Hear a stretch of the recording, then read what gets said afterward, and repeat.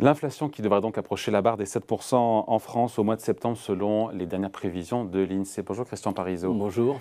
Économiste chez Aurel BGC. Cette hausse des prix qui resterait entre 6,5 et 7% d'ici la fin de l'année.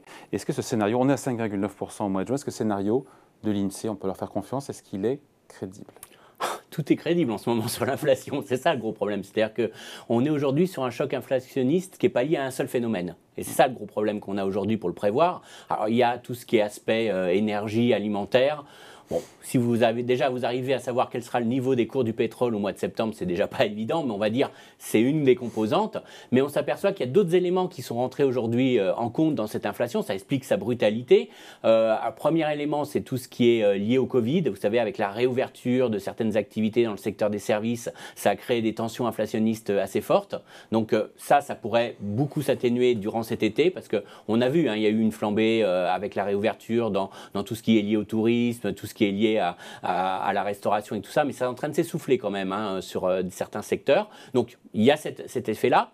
Il y a tout ce qui est fait qui est lié au problème d'approvisionnement. Vous savez, c'est le fameux problème de manque de voitures neuves, de manque de voitures d'occasion. Et ça va persister en partie sur l'automobile, mais sur le reste, on a des signaux plutôt d'amélioration. Et puis, on a tous les autres effets qui s'accumulent. Mais sur le point haut oui. À 7% en septembre, est-ce que c'est bien pricé, comme on dit ? Alors ça, c'est très difficile, mais on va dire qu'il y a quand même un faisceau aujourd'hui. Alors, je ne vais pas me mouiller sur un mois, mais il y a un faisceau aujourd'hui d'éléments qui nous montrent qu'on est proche peut-être du poids haut de l'inflation. Pourquoi ? Parce qu'on a certaines composantes de l'indice des prix qui sont appelées à ralentir dans les prochains mois. Le seul problème, c'est ce qu'on appelle la partie, je dirais, qui est un peu à la fin, les effets second tour. Alors, vous savez, les effets second tour, c'est moi, j'ai eu une très forte hausse de mes coûts de transport et ça, je le répercute ensuite sur mes clients. Alors, vous, en tant que consommateur, vous avez été affecté par la hausse des prix de l'essence, mais vous allez payer une deuxième fois, finalement, cette hausse des prix de l'essence parce que les entreprises, ça a augmenté leurs coûts et elles le répercutent. Donc, ça, c'est un des effets second tour. Et puis, on pourrait citer aussi, il y a une hausse des salaires et donc, moi, je répercute la hausse des salaires sur mes prix de vente. Et donc, ça pourrait s'observer. Le seul problème qu'on a avec ces effets second tour, c'est, bon, d'une part, en général, ils sont beaucoup plus durables et ils s'étalent dans le temps. C'est-à-dire que c'est jamais parfait, c'est jamais immédiat. Donc il y a deux choses. Il y a ce pic qui sûrement est autour de septembre et sûrement autour de 7%, mais on pourrait rester à un niveau élevé. C'est un peu tout le problème. C'est ce que dit d'ailleurs l'INSEE quand il dit on va rester entre 6,5 et 7 jusqu'à Noël. C'est un peu tout le problème qu'on a aujourd'hui et une partie de la réponse à cette question dépend en partie de ce qu'on appelle le coefficient d'indexation des salaires au prix.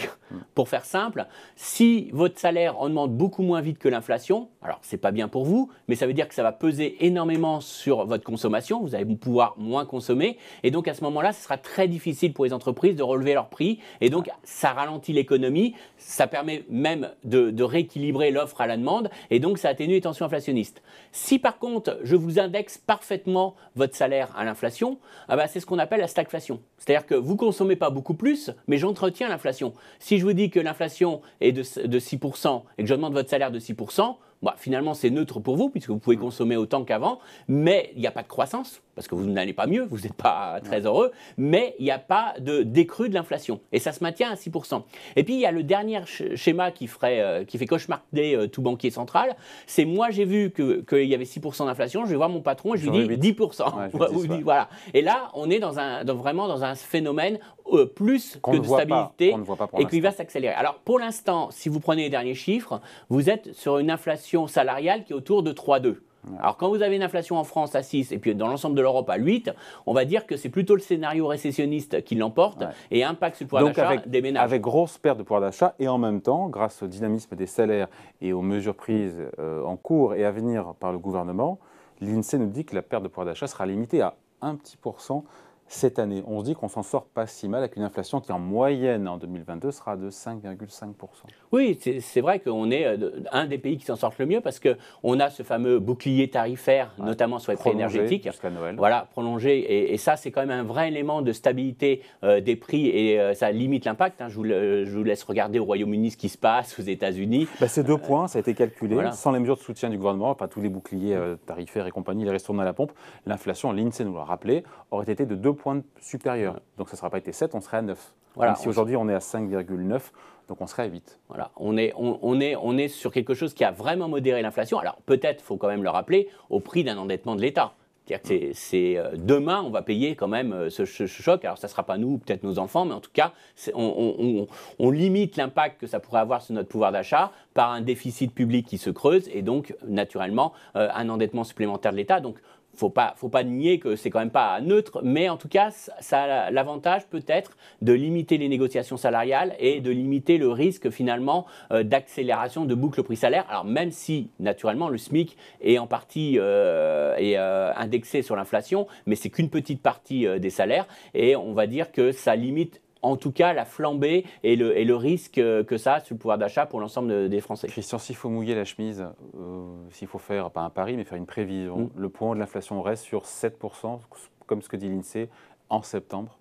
Moi, j'aurais tendance à être assez optimiste. Alors, optimiste, encore une fois, on restera sur des niveaux autour de 5 d'ici la fin de l'année. Donc, on ne peut pas se réjouir. On reste largement au-delà de ce qu'on a connu par le passé. Mais je suis assez optimiste parce que je joue sur un élément qui va jouer quand même, c'est qu'il y aura l'effet hausse des cours de pétrole. Alors, vous allez me dire, je suis pas baissier pétrole. Je ne vous dis pas que le pétrole va chuter. On est à 110, 115. Voilà, mais ce qu'il faut bien comprendre, sur un indice des prix, on compare sur un an, la variation sur un an. Donc, quand vous avez des prix du pétrole qui ont doublé sur un an, j'espère que l'année prochaine, ils ne vont pas encore doubler. Ça serait quand même assez étonnant. Donc, si on est sur quelque chose qui continue de monter, mais beaucoup moins vite, déjà, l'impact va être beaucoup moins fort sur votre indice des prix en termes de variation. Et puis, je compte beaucoup sur un autre élément, c'est un ralentissement quand même économique mondial qui semble vraiment s'opérer, avec des chaînes d'approvisionnement qui vont vraiment s'améliorer. Et ça va permettre de vraiment baisser la pression. Alors, sur une petite partie, c'est une partie de l'indice des prix, c'est sur la partie bien, parce que ce qu'on échange au niveau mondial et ce qui est produit en Chine, c'est des biens, c'est pas votre coiffeur qui est produit en Chine, donc pas encore. Donc c'est surtout sur 40% de l'indice, mais c'est quand même pas négligeable sur une petite partie des biens. Et je pense aussi que quand même on va avoir cette consommation qui a été durement affectée, avec un pouvoir d'achat qui a été quand même sous pression. Et ça va faire que les consommateurs vont être beaucoup plus sélectifs dans leur consommation. On va avoir peut-être moins d'achats de marque et tout ça. Donc ça va mettre la pression sur l'ensemble du secteur de la productive qui va pas pouvoir répercuter comme il l'a fait par le passé. Parce que n'oubliez pas, s'il y a de l'inflation, c'est que ça va bien pour les entreprises, parce que les entreprises peuvent remonter leur prix de vente. Donc leur chiffre d'affaires est en hausse, leurs marges sont maintenues à un haut niveau et leurs bénéfices sont en croissance. Là où ça va devenir problématique pour les entreprises, c'est que lorsqu'on va avoir ce ralentissement de l'inflation, ça voudra dire qu'elles auront beaucoup moins de ce qu'on appelle le pricing power, elles vont beaucoup moins avoir la capacité à répercuter aux consommateurs, et c'est là qu'on aura les pressions sur les marges, et c'est là qu'on aura le ralentissement économique. Et moi, je pense que justement, on s'achemine au troisième trimestre, plutôt au quatrième même, je pense que ça va s'accélérer plutôt au quatrième trimestre, vers ce ralentissement économique. Donc ça veut dire qu'on ne voit pas chez l'INSEE. Qu'on ne voit pas maintenant. L'INSEE nous dit en gros, j'ai regardé, 0,2 de croissance au deuxième trimestre, 0,3 pour les 2 trimestres suivants, donc deuxième semestre. Finalement, l'économie française tient le choc malgré cette inflation plus forte. La question, c'est jusqu'à quand? Et pour vous, elle est un petit peu trop optimiste. Voilà. Alors moi, je ne serais pas trop pessimiste sur le troisième trimestre parce que je pense qu'il va y avoir une vraie reprise du tourisme. Je vous rappelle, c'est 8% du PIB français quand même, c'est pas négligeable. Et donc ça, c'est l'effet post-Covid, on va dire. C'est l'effet réouverture de l'économie. Il y a certains secteurs qui n'ont pas encore réouvert complètement. Donc, on va avoir cet effet soutien au troisième trimestre parce que le quatrième trimestre, lorsqu'on voit ce qui se passe dans la construction, où c'est vraiment en train de se retourner de manière très sensible dans la construction à cause de la hausse des taux, et des taux, tout simplement, on a un retournement qui s'opère.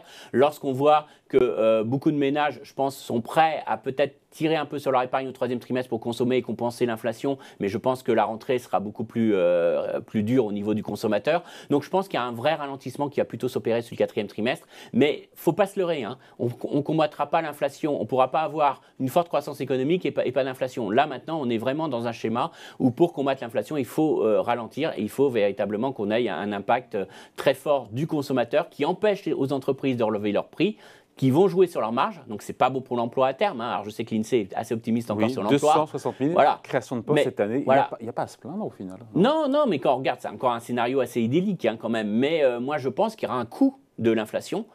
Qu'aujourd'hui, on n'est pas du tout dans un schéma des années 70 où on auto-entretenait l'inflation. On est vraiment dans un schéma où l'inflation se tue d'elle-même parce que l'inflation était tellement forte qu'aujourd'hui, ça va véritablement peser sur la croissance économique. Et qui dit ralentissement, voire si on est un petit peu plus méchant, on pourrait même avoir une petite contraction du PIB, ça ne me choquerait pas, d'ici début 2023, hein, plutôt, pas tout de suite, mais en tout cas, ce ralentissement et cette légère activité qui baisserait un petit peu, et ben ça va vraiment calmer les tensions inflationnistes, et c'est le seul moyen aujourd'hui pour calmer les tensions inflationnistes dans le monde. Hein. De toute façon, on n'y arrivera pas, parce qu'aujourd'hui, c'est vraiment un problème d'offre-contrainte, c'est pas un problème, encore une fois, de demande. Là, tout ce qu'on fait, toutes les mesures d'accompagnement soutiennent un petit peu la demande, mais le fond du problème, c'est quand même qu'on est sur une offre contrainte. Et donc, quand on a une offre contrainte... Sur lequel on n'a pas la main. Voilà, sur lequel on n'a pas la main. Mais quand vous avez une demande qui est supérieure à l'offre, et ben, le seul moyen de rééquilibrer tout ça, c'est que l'offre continue de monter un petit peu, mais on voit qu'il y a une grosse contrainte, donc c'est que la demande baisse. Donc ça veut dire que notre pouvoir d'achat diminue. Et c'est ce qui est en train de se passer actuellement, qu'on le veuille ou non. Allez, merci beaucoup. Explication signée Christian Parizeau, économiste chez Aurel BGC. Merci beaucoup. Bye.